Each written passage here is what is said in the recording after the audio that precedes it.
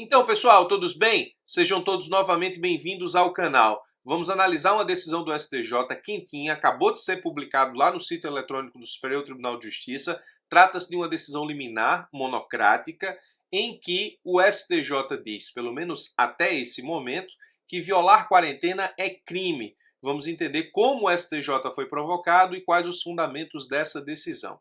Pelo menos, o STJ começa a lançar luzes sobre o grande questionamento da atualidade. Eu preciso respeitar a quarentena e, principalmente, quais são as consequências de desobedecer a quarentena, isolamento, toque de recolher a partir de decretos estaduais, municipais ou até do governo federal.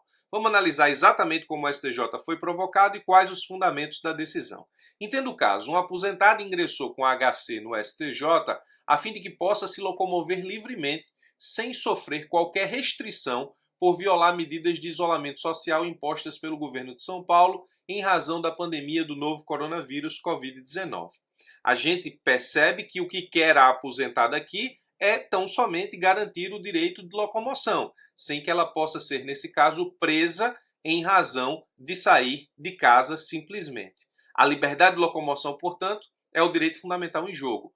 A Constituição Federal diz lá no artigo 5º que conceder-se habeas corpus sempre que alguém sofrer ou se achar ameaçado de sofrer violência ou coação em sua liberdade de locomoção, se isso for praticado por ato ilegal ou com abuso de poder. Preste bastante atenção, porque aqui está o fundamento para o manejo do habeas corpus e para a proteção da liberdade de locomoção.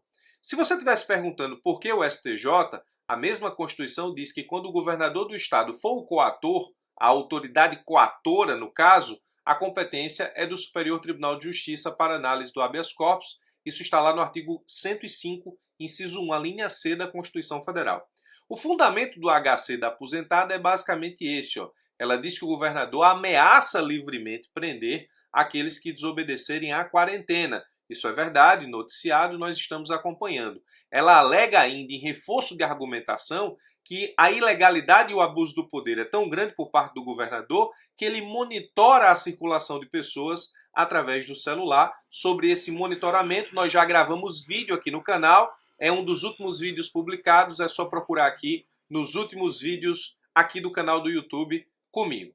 A liminar do STJ, ou na liminar do STJ, a ministra Laurita Vaz diz o seguinte, se formalizada a medida administrativa, primeiro ponto, perceba que ela nem fala em quarentena, isolamento, toque de recolher, ela fala medida administrativa, para que os cidadãos do estado de São Paulo deixem de circular livremente e saiam de casa apenas em situações de estrita necessidade, como forma de tornar o isolamento social mais efetivo, seu descumprimento, ao menos em tese, ela está analisando a liminar em HC de forma monocrática, sujeita o infrator à imputação do crime previsto no artigo 268 do Código Penal. O artigo 268 do Código Penal, ele está no capítulo dos crimes contra a saúde pública. O 268 é o crime de infração de medida sanitária preventiva. Infringir determinação do poder público destinada a impedir introdução ou propaganda de doença contagiosa, pena, detenção de 1 mês a 1 ano e multa. Parágrafo único, a pena é aumentada de 1/3 se o agente é funcionário da saúde pública ou exerce a profissão de médico, farmacêutico, dentista ou enfermeiro. O fundamento para a rejeição da liminar, que é o que nos importa aqui, perceba, o STJ entendeu em liminar monocrática que desrespeitar a quarentena é crime, na verdade desrespeitar a medida administrativa que importe em maior eficiência do isolamento é crime, crime do 268, e aí nós vimos efetivamente que o 268 estabelece exatamente a infração à determinação do poder público. Percebe-se, portanto, que pelo menos em tese a ministra Laurita Vaz não encontrou nenhuma ilegalidade na determinação de quarentena e também nesse caso específico no que diz respeito ao monitoramento, embora isso não tenha sido analisado a fundo na decisão liminar. Mas, em tese, pelo menos para não deferir a liminar de habeas corpus, ela entendeu que está tudo ok com os atos do Estado de São Paulo. Fundamento para a rejeição da liminar: a ausência de inequívoca plausibilidade do direito para a concessão de liminar.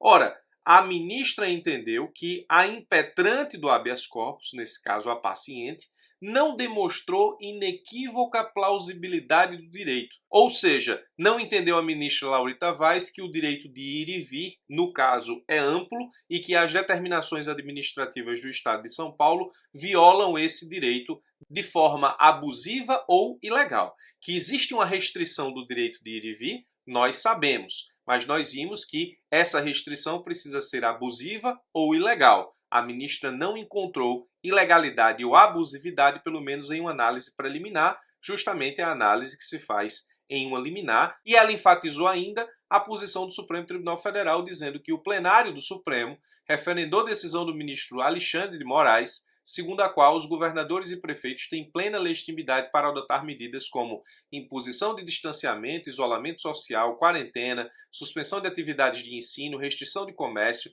atividades culturais e circulação de pessoas, derivada da competência constitucional que lhes permite implementar políticas públicas para o combate à pandemia de Covid-19. Com esse fundamento, ela esclarece exatamente que a medida de restrição de liberdade imposta no Estado de São Paulo não é abusiva nem ilegal. Justamente por isso, não é inequívoca a plausibilidade do direito invocado na liminar em mandado de segurança, a razão pela qual ela rejeitou.